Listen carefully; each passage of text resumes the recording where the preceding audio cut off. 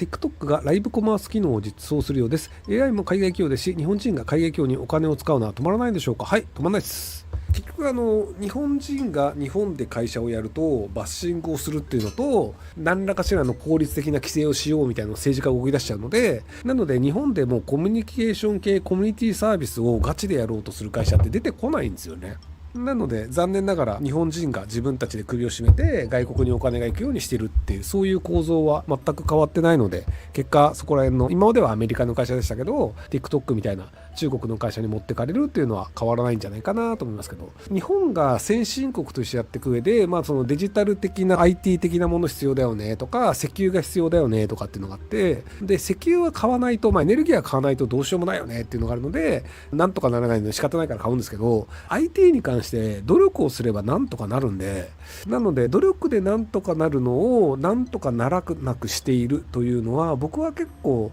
国民と政治の問題だと思ってるんですよ。なのでニコニコでやれっていうので、まさにその通りで、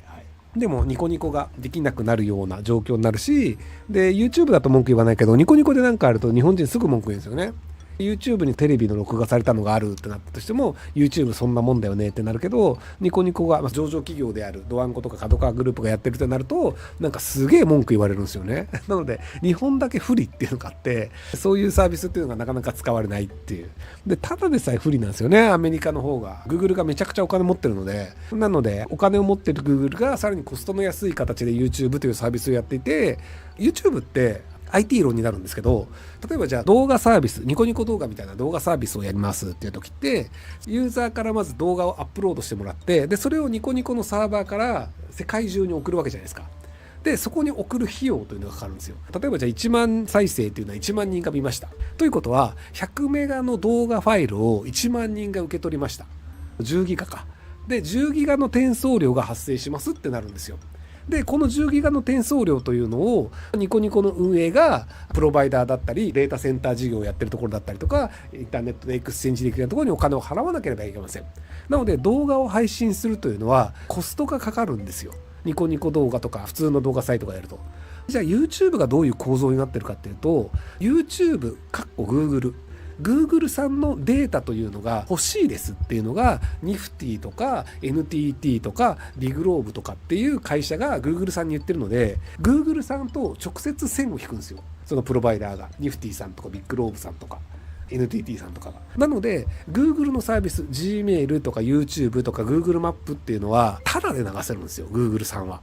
直接 LINE を引いてるから、で Google のサービスを早く使えた方がいいでしょ。じゃあうちのサービスに直接つなげましょう。なので直接つないでバンバンデータ流すんですよ、タダで。でニコニコ動画は10ギガ送りますっていう時に1ギガあたりいくらっていうのをずっと払い続けて、 YouTube は10ギガとかをバンバンタダで送れるんですよ。でこの状態で戦わなきゃいけないんですよ、動画サイトって。ローカル動画サイトはね、ニコニコ動画みたいなっていうところがあるので、コスト問題でめちゃめちゃきついよねっていうのがありながら、その状態でさらにテレビ局の動画が上がってたらニコニコ動画はめっちゃ叩かれるけど YouTube は別にお咎めなしみたいなっていう、めちゃめちゃ不利なんですよ。めちゃめちゃ不利な状況で戦わなきゃいけないのにもかかわらず、割と日本人はそれ別にいいんじゃねえとかって思ってるっていうのが、それは衰退するよねっていう、衰退するべく衰退してる日本の IT 産業という感じはしますけど、日本の漫画やアニメが海外で人気な要因は何だと思いますか。大人向けだからじゃないですかね。昔に放送されていたニコニコプンがタイでも放送されてファンレターも送られたときました。創設県時に国立メディア芸術総合センターの設立案があるんですが、悪くないようだと思います。今後日本が芸術が大事な気がしますがどうでしょうか。そもそもそこまでお金をかけているバラエティ番組とか海外にないよねっていう問題もあって、日本のテレビ番組の質が高いですと。ただ表彰してしまうとそれはプラスにならずにむしろマイナスになる可能性もあるというのを意識していただけるといいんじゃないかなと思うんですけど、伝統とか大御所の人がうまくいくよねという大御所が評価されて、例えば日本学術院みたいなところとかって毎月給料が出るみたいなのがあったりして、大御所に対して評価をするというのはそれに対して税金がつぎ込まれる、それに対してお金がつぎ込まれるってことで、日本の漫画がうまくいってるのって新人を育てるというのをジャンプが昔からずっとやってて、これ真似した方がいいよねっていうので、新人にスポットライトを当てて、その新人が作ったものというのをガチプロの編集者というのがちゃんと作品に落とし込んで、でそれをメディアミックスだったり海外に持ってったりというので成功させるというので、あくまでその新人が流行を作るというのがジャンプ以降の漫画業界の作られ方だったりするんですね。ゆでたまご先生って確か筋肉マン書いてて高校生ですよね。アニメ化して日本中の子供たちが熱狂していた漫画を描いていたのは高校生で、だから物理法則とか知らないので、筋肉バスターを縦に落ちるとそれ重力の影響あるんだけど、なぜか横に行くっていうのをやって、横に行ってもダメージが増えるみたいなわけのわかんないこと書いてあって、いやいや重力どうなってんのみたいなのあるんだけど、あれは本当に高校生だからそこよく分かってなかったっていう、その迫力だと思うんですよね。漫画って別に科学的に正しい必要はないんですよ。絵もデッサンが取れてる必要ないんですよ。だからワンピースも12頭身ぐらいのキャラとかたまにいるじゃないですか。あれでいいんですよ。インパクトとか勢いとかが大事なんですよ。その勢いってやっぱ若手じゃないと出せないものだったりするので、だからお坊ちゃまくんとかも小林義則先生がどちらかというと若手の頃ですよね。芸術センターみたいな形で大御所が評価されるっていうのにするよりは、むしろ若手がどんどん伸びていくっていう。だからジャンププラスはね、結構面白いなと思っていて、結局そのニート社とかもそうですけど、ネット上で面白いものを書いてる人がそのままちゃんと大人がフォローしてうまくいくっていう。怪獣8号とかスパイファミリーとかもそうですけど、ああいう流れというのは良い流れだなと僕は思いますけども、はい。ユダヤ人がよく稼ぐ人が多いということを聞くことがありますが、それはなぜでしょうか。日本生活の私にあまり馴染みない人たちなので、フランスに在住されてユダヤ系の人に関すること、ユダヤ人に関することを話し合えばお聞かせください。クソ野郎も無能な人もいっぱいいるんですけど、めちゃくちゃ優秀なユダヤ人というのがいて、でその人たちが結構うまくやってるっていうのがあるんですけど、田中伝さん、日本マクドナルドの創業者の人がユダヤ人がこういうのがあるよねみたいなのを書いてた本っていうのを昔読んだ気がするんですけど、ユダヤ人というのがヨーロッパの中でもずっと迫害されてきたので、なので例えば商店を作ってお金稼いだとしても、商店ぶっ壊されたりとか泥棒入ったりするとかで財産が取れるかもしれないと。なので取られないものを身につけなければならないと。で取られないものって何ですかっていうのが、ひたすら頭を良くするなんですよ。要は知能とか知識とか経験というものは人は奪えないと。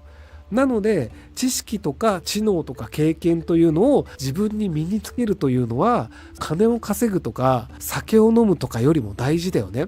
楽しい酒を飲むとかはいつでもできるけど、でもそれよりも何かを奪われた時に、じゃあ何もない状態でもう一回金を稼ぐというためには、やっぱり知識とか経験とかコネとかが必要になるんですよ。なのでそれをきちんと積み上げていく、信頼を積み上げていくっていうのをやらないといけないよねっていうのをきちんと分かっている人たちの集団なんですよ。宗教の人たちって商売うまい理由があって、同じ宗教の人は裏切らないから、同じ宗教の人同士で仕事をすると結構うまくいくよねっていうのがあるんですよね。中華街とかってアメリカとかにもあるんですけど、でやっぱりそこってその中国人同士は裏切らないよねっていう形で、中国人同士は裏切らないよねとか、日本人街とかも同じ日本人同士は裏切らないとかで、やっぱり同じ人種で固まったりとか、同じ宗教で固まったりっていう、その迫害されてるからこその知恵みたいなのがあったりするんですよ。